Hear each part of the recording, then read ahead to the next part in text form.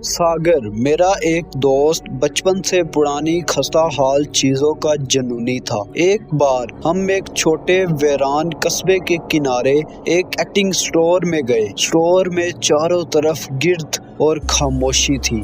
Store मालिक एक बूढ़ी औरत ने हमें एक गुड़िया दिखाई। गुड़िया प्लास्टिक की नहीं थी बल्कि लकड़ी और कपड़े से बनी हुई थी और इसकी आंखें शीशे की थी।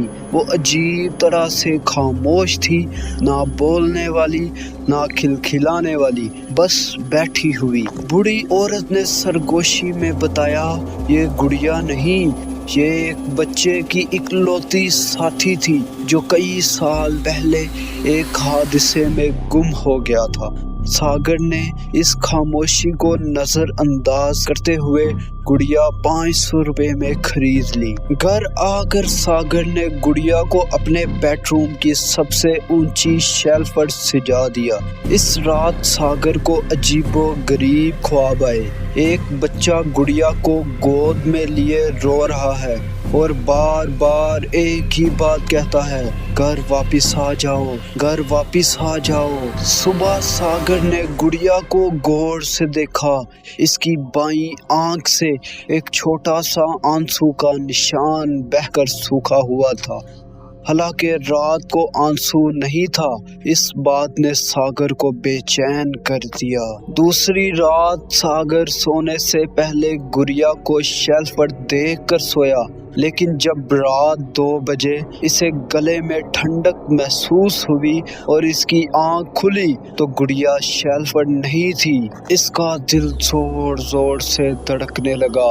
इसने अपना फोन ऑन किया और सामने बेड के किनारे गुड़िया बैठी हुई थी और उसकी आंखें सीधा सागर को देख रही थी। सागर ने डर कर गुड़िया को उठाया और वापस शेल्फ पर रख दिया। तब इसने एक छोटी स्याह धागे की डोरी देखी जो शेल्फ से नीचे बेड की तरफ लटकी हुई थी। ऐसा लगा जैसे कोई सीढ़ी बनाकर नीचे आया हो। अगली शाम सागर मेरे घर पहुंचा और उसने सारे डरावने तजुर्बात बताए। हम दोनों ने मिलकर गुड़िया की पूरी जांच पड़ताल की। हमें गुड़िया के कपड़ों में हाथ से लिखा हुआ एक नोट मिला, जब तक तू बोलेगी नहीं मैं जाऊंगा नहीं। हमें एहसास हुआ कि ये गुड़िया इस बच्चे की रूह ने अपनी साथी बना रखी है, जो चाहता है कि गुड़िया दोबारा बोले ताकि वो इसे घर वापस ले जा सके। इस रात हमने गुड़िया को एक मेज पर रखा और कैमरा ऑन करके रिकॉर्डिंग शुरू कर दी। हमने गुड़िया के सामने वो नोट पढ़ा और कहा, तुम जा सकते हो, तुम्हारी साथी बोलना नहीं चाहती। इसी लम्हे कमरे की रोशनी टिमटिमाने लगी और गुड़िया के होंठ हिलते महसूस हुए।